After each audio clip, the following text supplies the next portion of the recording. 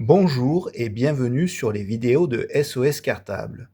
Tu peux me retrouver sur sos-cartable.fr.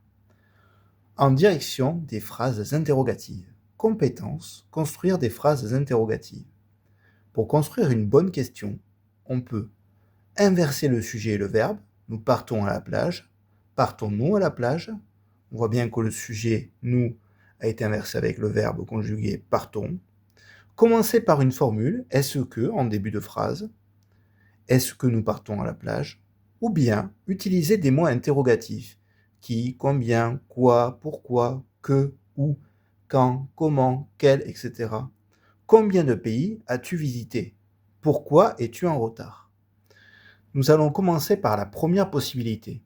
Inverser le sujet et le verbe. Tu pars en vacances. On va déjà trouver le verbe conjugué. Tu pars en vacances. Demain, tu partiras en vacances. Le verbe conjugué ici. Elles adorent les fraises. Demain, elles adoreront les fraises. Adore. Le verbe conjugué. Il mange un plat succulent. Il mangera un plat succulent. Mange. Maintenant, trouvons le sujet. Qui est-ce qui part en vacances? Tu. Qui est-ce qui adore les fraises? Elle. Et qui est-ce qui mange un plat succulent? Il. On est parti pour l'inversion sujet-verbe. On y va. Donc, on part du verbe. Tu pars en vacances. Pars. Pars-tu en vacances? On n'oublie surtout pas le petit tiret. Alors, la plupart du temps, mes élèves de CM1, CM2 oublient le point d'interrogation. C'est quand même le plus important. C'est la marque de la phrase interrogative. Pars-tu en vacances? Elles adorent les fraises. On part de adore. Adore-t-elle les fraises? Adore-t-elle les fraises? N'oublions surtout pas le point d'interrogation. On continue avec la phrase la plus difficile des trois. Il mange un plat succulent. On part du verbe mange, mais ça donnerait mange-il un plat succulent? On va rajouter mange-t-il avec un T. Mange-t-il un plat succulent?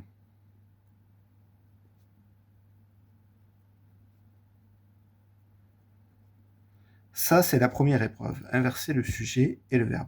Deuxième possibilité, utiliser une formule pour poser une question. Est-ce que? Donc là, c'est hyper simple. On écrit est-ce que, le tiret entre SE.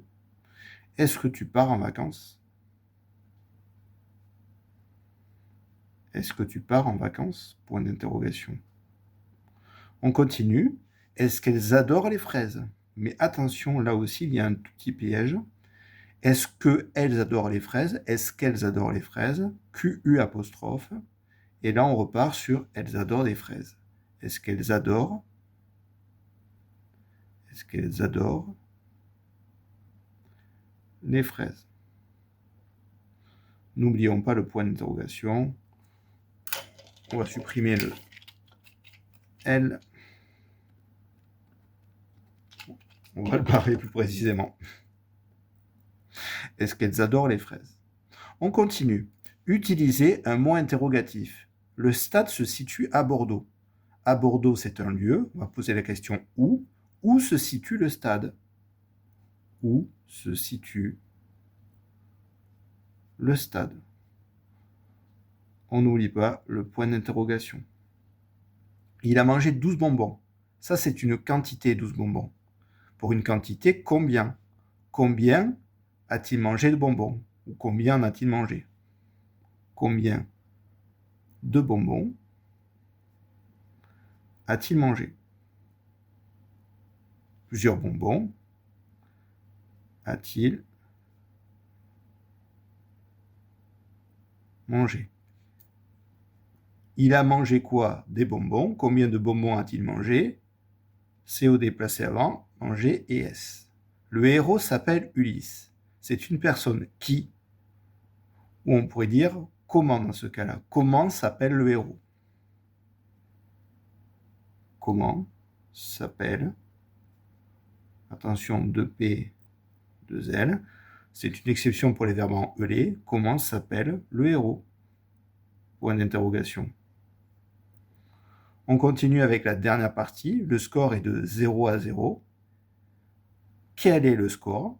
Alors ici, le chef, c'est score. Donc, quel, ça va s'écrire bien spécifiquement. Q-U-E-L, masculin singulier. Quel est le score? À bientôt sur SOS Cartable.